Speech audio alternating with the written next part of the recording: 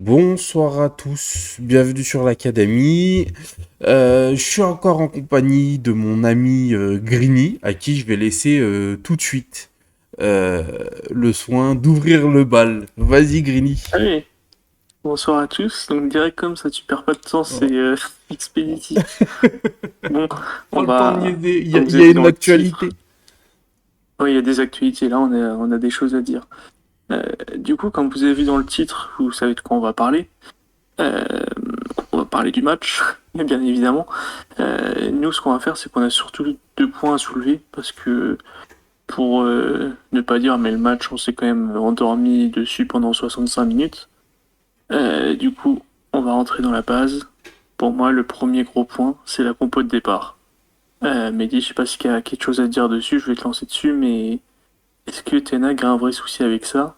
Et est-ce que ça devient problématique pour le futur? Ou est-ce que ça va, quoi?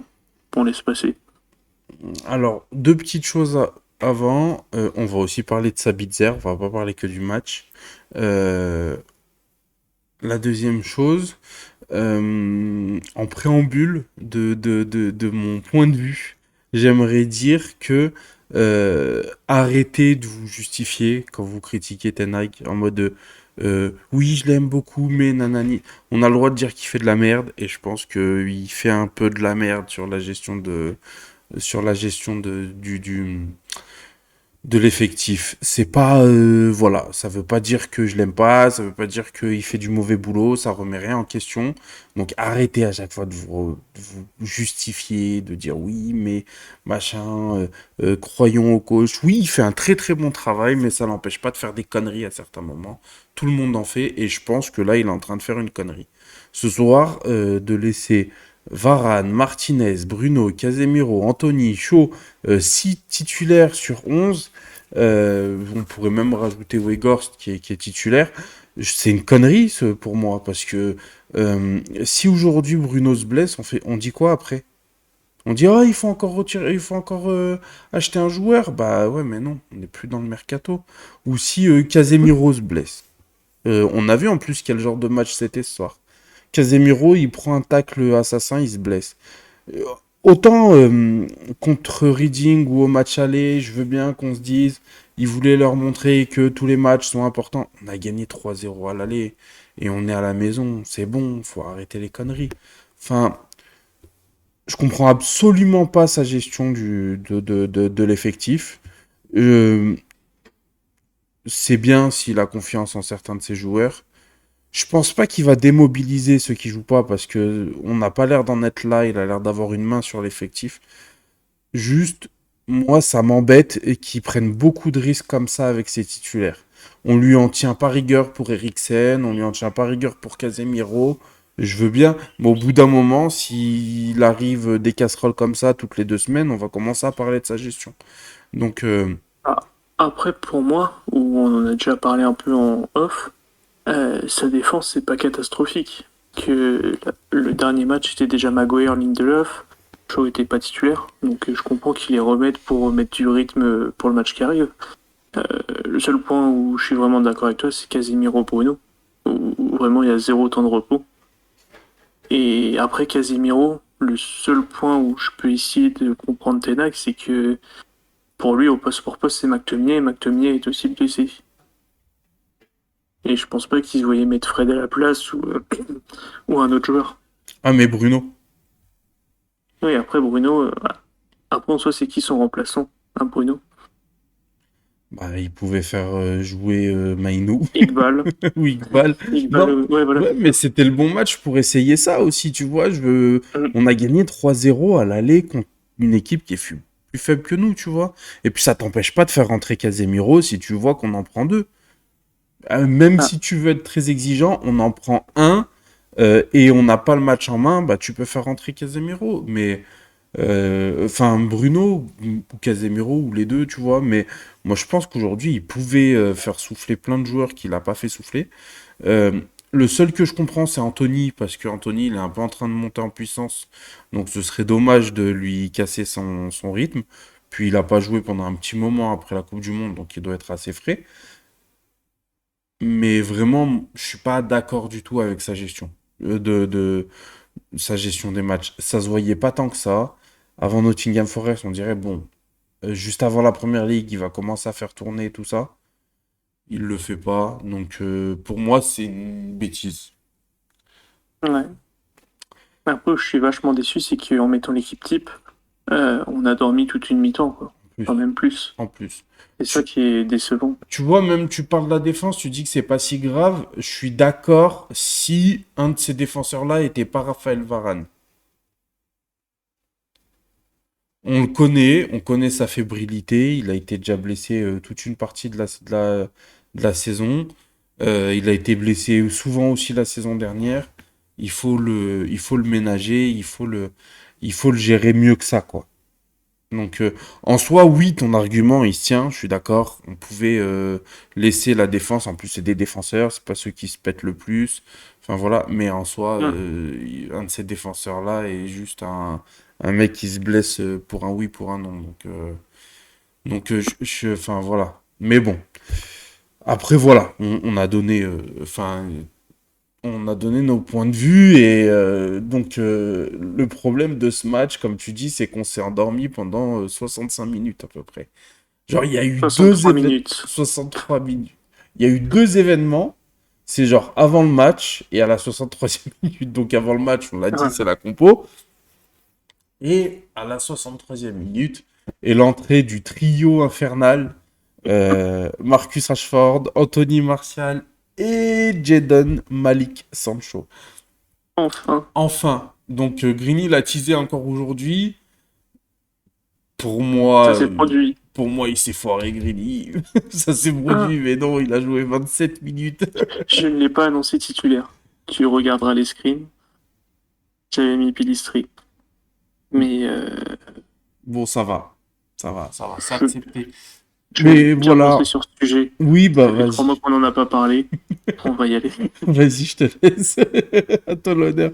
Est-ce Euh, que, juste avec une bah, question, est-ce que, vu ce qu'on a vu, Ten Hag doit continuer avec ce trio? c'est trop tôt. C'est trop tôt. Sancho, on a été hype et même, je dirais, over hype Bah alors, parce qu'en contre soi, il n'a pas Crystal fait. Palace. Au moins contre Crystal Palace, est-ce qu'il doit mettre, il doit les mettre, les trois là, et Ah, capitaliser sur cette entrée gagnante? bah, de toute façon, Rashford, dans tous les cas, il sera. Oui. Je pense que Martial a plus apporté que Wood sur son dernier match, là, son entrée. Je l'ai trouvé nul Et aujourd'hui, Martial. Il a marqué, mais je l'ai ouais. trouvé nul à chier. Oh, ça va quand même. Oh non, sur le but, il met 50 ans à faire la passe. Ça se voit, il voulait pas la faire. Il l'a fait juste parce qu'il avait pas le choix, mais il voulait pas la faire. Ouais, mais même, on va le dire, en 20 minutes, il était plus impactant que Wood, quoi. Mais il y avait Ouais, plus c'était pas d'espace, il y compliqué. avait plus de... Il y avait Ouais, plus mais c'est eux de... qui l'ont créé. C'est les nouveaux entrants qui ont créé les Bah espaces. regarde, tu vois, Et... sur le but, il a le ballon, il court avec. C'est Bruno qui fait tout avec son appel à droite et Rashford l'appel à gauche. Weghorst, il a pas eu ça. Après, Weghorst, il a pas la vitesse pour le faire, mais moi, je pense quand même que... Enfin, l'entrée en jeu de Martial, elle est pas catastrophique, mais j'ai pas aimé du tout. Ok. Et après, bah, il y a le dernier, Sancho. Donc, un magicien, si on me demande. Si je suis même devenu diététicien, on peut dire qu'il est fit. Il a Mm. retrouvé ses petits pas d'appui vifs. Mais vraiment, ce qui m'a perturbé, c'est son positionnement. Il était en poste de numéro 10. Ouais. Du coup, est-ce que c'était sur quelque chose dans l'avenir, faut s'y fier? Genre, est-ce qu'on va lui donner un nouveau poste? Ou est-ce que c'était juste une permutation avec Bruno et t'es dans l'euphorie du match, on va dire? Je sais pas. Moi, je pense que c'est un si besoin, tu vois, genre, il pourra pas le pérenniser en 10 parce que, ben, déjà, on joue pas avec un 10. On joue avec un milieu central qui est un peu plus haut que l'autre. Enfin, bon, on en a parlé, mais on joue pas avec un 10 à proprement parler, comme Souolé qui joue en 4-2-3-1 avec deux milieux centraux et un numéro 10. Là, on n'est pas trop là-dessus. Donc, Sancho, je pense pas qu'il puisse être pérennisé. Par contre, si Bruno se pète, ça empêche pas, Ten Hag de faire jouer Casemiro et Sabitzer sur le même, au même endroit et de mettre Sancho après en 10. Je pense que c'est dans cet esprit-là qu'il l'a mis en 10 pour voir.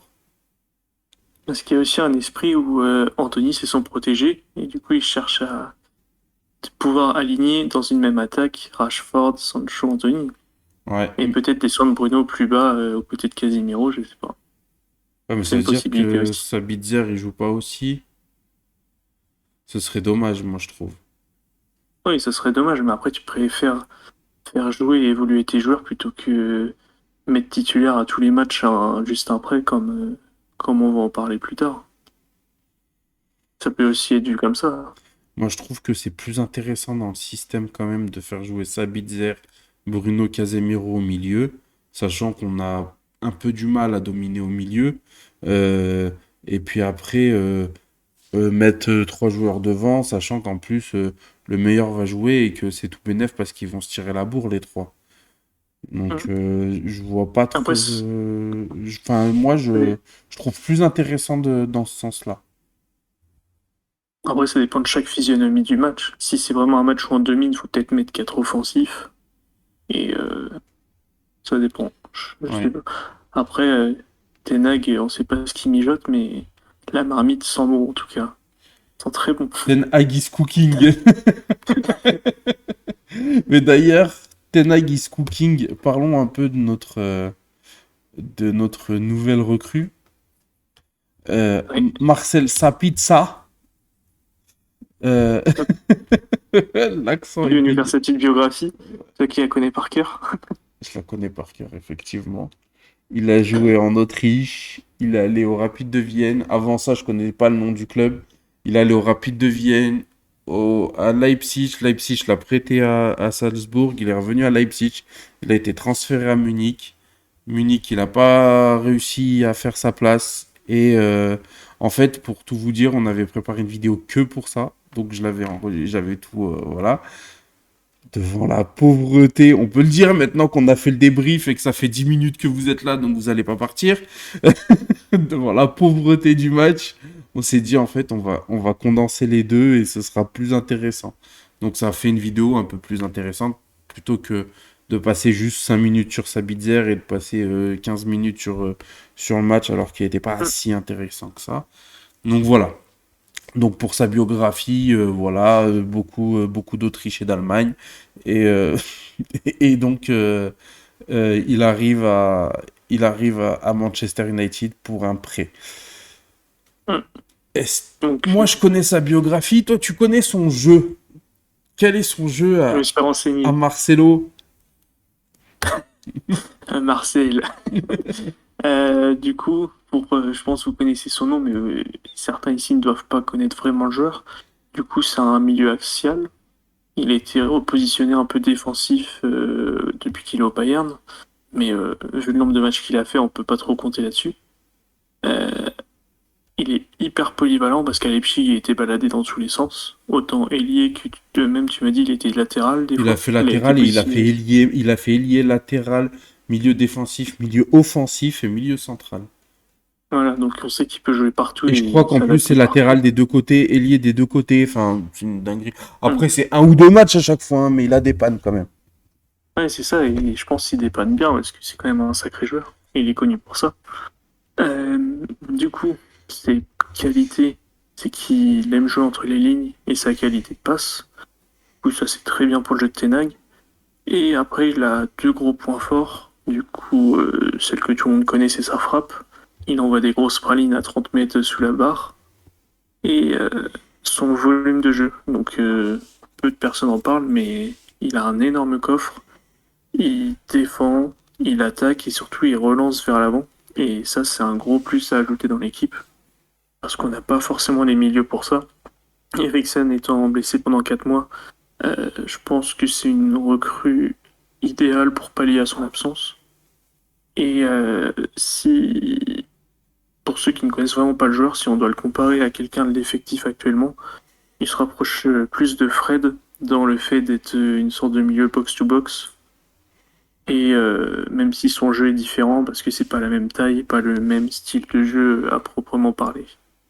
Donc je pense qu'on a fait le tour sur lui. Je sais Mhm. pas si y a des choses à rajouter. Non, sur son jeu, je suis d'accord. Enfin, c'est des choses que j'ai aussi sur lui, quoi. Et du coup, qu'est-ce que t'en penses? Moi, je pense que pour pallier à l'absence d'Eriksen, c'est parfait. C'est un profil, hein. Je pense que c'est un moins bon joueur, mais c'est un profil qui me chauffe un poil plus qu'Eriksen. Donc, il est très intéressant pour le remplacer. Le club a été sérieux, rapide, intelligent. C'est à souligner. Ça fait plaisir de temps en temps. Peut-être que c'est l'effet Meurthaut, on ne sait pas. Peut-être. Mais en tout cas, voilà, on a eu peur 10 minutes, quoi. On n'a pas eu le Mm. temps de s'inquiéter beaucoup plus parce que on a eu l'info comme quoi Eriksen était blessé et 10, allez, 20 minutes plus tard, on savait que le club était sur sa bitière et que c'était très avancé. Vous voyez, Mm. quand il y a 5-6 sources qui sortent en même temps et qui disent la même chose, c'est que, voilà, je pense que c'est le club qui a ouvert les vannes, qui a dit, allez, c'est bon, vous pouvez y aller, vous pouvez Et oui, du parler. coup, pour rebondir sur ce que tu disais, pour qu'on évite d'attraper ta veste, tu dis que le profil t'intéresse plus que Eriksen, parce qu'on s'est un peu renseigné sur les sites, expliquant, faisant les comparaisons des milieux. Et en fait, Sabitzer a une vocation défensive bien meilleure que Eriksen, et il pourra plus, on va dire, aider Casemiro en phase défensive et à la relance. En fait, Je dans pense que l'idée du là-dessus, football total de Eric Ten Hag, où tout le monde doit défendre, tout le monde doit attaquer, il sera plus utile que Eriksen. Après, je pense que balle au pied, Eriksen sera toujours meilleur que Sabitzer, mais je pense qu'il va nous amener quelque chose de différent et qui sera peut-être un peu plus adapté au profil que c'est comme Weghorst correspond peut-être plus au niveau profil que je sais pas moi que si tu prends un attaquant qui est meilleur que lui, mais dans le profil il est meilleur, mais ça veut pas dire que tu vas forcément le mettre lui, étant donné que le gap entre les deux joueurs est différent, tu vois. Mais voilà, mm. en tout cas, c'est pas pour lui faire offense du tout à Eriksen de dire ça. C'est juste une question de profil et pas de footballeur, quoi. Et d'ailleurs, en parlant d'Eriksen, l'avantage d'avoir Sabitzer en presse, c'est qu'on met pas la pression sur Eriksen pour revenir plus vite Hmm, et qu'il se pète ou juste qu'il revienne trop vite, qu'il n'est pas son vrai niveau. Là, tu lui laisses le temps d'adaptation c'est et à ça. pouvoir revenir tranquillement dans des matchs peut-être à plus faible enjeu, Il où va pouvoir l'adversité sera aussi, moins bonne. si notre coach décide de faire tourner à un moment donné, il va pouvoir aussi souffler quand il va revenir, parce que il va quand même avoir besoin de repos. S'il revient en avril et qu'il reste pas moi 20 matchs, il va pas faire les 20. Donc c'est bien si on a un remplaçant qui est. Et puis on pourra même faire jouer les deux et reposer Bruno, même s'il a pas l'air d'avoir envie de se reposer depuis 3 ans, le garçon, mais. Ça va arriver. Mais voilà, ça pourrait arriver en tout cas. On aura beaucoup moins peur s'il est là, quoi. Mm. Après, Et après, et toi, t'en penses quoi de son arrivée à... bah après, moi, je l'ai dit on va dire, dans mon brief sur le joueur que c'était une super ajout à l'effectif. Mais le seul point qui me gêne, c'est qu'on ait conclu ce prêt sans option d'achat, même si on l'a fait dans la panique. Euh, Entre guillemets, on risque de redonner du buzz et une valeur marchande à un joueur qu'on va redonner dans 6 mois. Et on n'aura aucune main dessus si on veut le garder ou quoi que ce soit. C'est le seul truc qui me gêne par rapport à ça et je trouve ça dommage. Ouais. Bah après, je pense que c'est quand même... Enfin, il a fallu justement travailler vite, donc comme tu disais, dans la précipitation. Donc, je trouve que c'est normal, tu vois, qu'on ait fait comme on a pu. Mais bon, après... et puis, de toute façon... s'il se sent bien au club, je pense il va mettre la pression pour pouvoir rester. Et Et après, c'est peut-être Tena qui a poussé parce qu'il veut son Frankie cet été, hein. aussi, aussi, c'est vrai. Mais voilà, en tout cas, ouais, c'est une bonne soirée pour nous. On a une Hum, nouvelle recrue, bah, depuis hier, mais on a une nouvelle recrue. On est en finale de Carabao oui. Cup. On l'a pas souligné, ça. Et vous avez vu, enfin, je sais pas si si t'as entendu ce qu'ils disaient, les commentateurs de BeIN, que Quand Manchester gagne le match aller et retour en demi, bah, ils gagnent pas la finale. Ah oui, je l'ai vu. Ouais, enfin, c'était sur 2 finales. C'était Ouais. en quelle année en plus? Ouais, ça après, je sais pas, je sais plus ça date de quand. Mais bon, ils appellent aussi Bruno Bruno Martinez, donc Et niveau d'expertise. c'est ça. Mais ouais, après, ça va être une belle finale, je pense. Hmm. J'ai vu les interviews d'après-match. Les joueurs ont l'air bien déter. Joe, il a dit, plus ce qu'il dit exactement, mais en gros, il dit que une finale, ça se joue pas, ça se gagne, grosso modo. Et je pense que Tenag est en train de développer une sorte de mentalité aussi qu'on n'avait pas forcément, enfin une mentalité de loser qu'on avait depuis quelques saisons, parce qu'on reste sur quelques finales perdues quand même. Mhm. Donc le seul truc qui me fait peur, c'est bah, le calendrier. Euh, Newcastle a que 3 matchs avant la finale, nous on en a 7 sur la même période. On commence à être habitué, hein, des histoires avec la F1, hein. C'est plus Oui. Les pénaux oubliés, les matchs en plus, oui, c'est ce que juste. C'est ça. Désolé, on n'a pas fait esprit. Pardon, vous vous êtes fait casser le cul contre Arsenal parce que vous avez joué, mais bah pardon. Pardon, on Donc, recommencera. mais bon, dans la logique, vu notre effectif et si on est sur notre lancée, on peut pas perdre ce match. C'est ça. On y arrivera. Enfin. Bon, on va, euh, on va pouvoir Purée. arrêter là. 20 minutes de vidéo. Donc, il n'y avait vraiment rien à dire sur Parfait. le match. En général, on passe 30 minutes sur un match. Là, on passe 20 minutes en parlant de Sabitzer. Donc, voilà. On s'améliore. On est Ouais, plus concis. c'est possible aussi. C'est possible aussi. En tout cas, n'hésitez pas à vous abonner. N'hésitez pas à partager. N'hésitez pas à commenter surtout. Dites-nous ce que vous pensez de l'arrivée de Marcel Sabitzer. Est-ce que ça vous intéresse? Est-ce que ça vous hype? Est-ce que vous êtes content? Dites-nous ce que vous en pensez, ça nous intéresse. Si on a été incomplet sur le profil du joueur, parce que je suis pas assidûment, enfin, je suis pas assez assidûment le Bayern pour connaître leur remplaçant, comment il joue. Je l'ai vu contre enfin, Leipzig contre nous, et oui, il avait été excellent. Mais voilà. Donc n'hésitez pas à nous dire si on a été incomplet, si on a qui le connaissent un peu mieux, si on a dit une connerie, ça peut arriver aussi. Donc n'hésitez pas à tout dire dans les commentaires. Euh, Même, comment il s'appelle? Mohamed Oui, c'est Diallo. notre hater.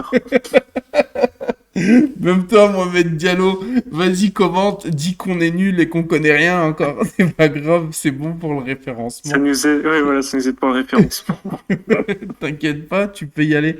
Même celui qui dit qu'il veut pas que Green soit là, là, ton pote là, aussi, vas-y, hésite pas, dis-le. Allez-y, lâchez tout. Enfin voilà. Bon, et bah merci de nous avoir regardés. Bonne soirée à tous. Ciao. Salut.